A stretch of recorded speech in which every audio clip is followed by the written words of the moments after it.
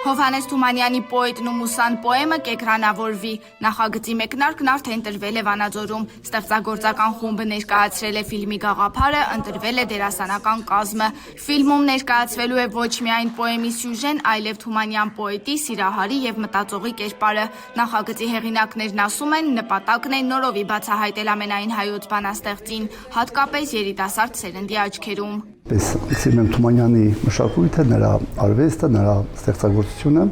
տարված եմ Թումանյանով, միշտ ցանկացել եմ ամանուն վեպերի, ինչ-որ մի բան ստեղծենք, սա դրանց արդյունքներից մեկն է։ Բոլորս լավ գիտենք, որ Թումանյանի գրվածքը չունի ժամանակ, Թումանյանի գրվածքը արդին է, թե 1800, թե 1900, թե 2000, թե 2020 թվականների մեջ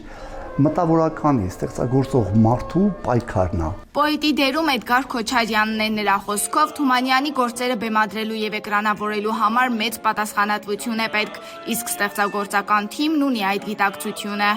Մեծագույն պատիվ է նախ, որ մեր նույն Թումանյանի հետ նույն լոռեցին ես,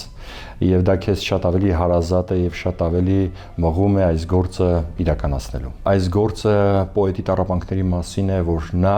Աստծուց տրված իրեն տաղանդով չի կարող բավականաչափ գումար վաստակել իր ընտանիքի, իր զավակների համար։ Նկարահանումների հիմնական վայրը լինելու է Ահնիձորը, վստահ են լոռվա բնությունը կարևոր դեր կունենա ֆիլմի գեղարվեստական լուծումներում։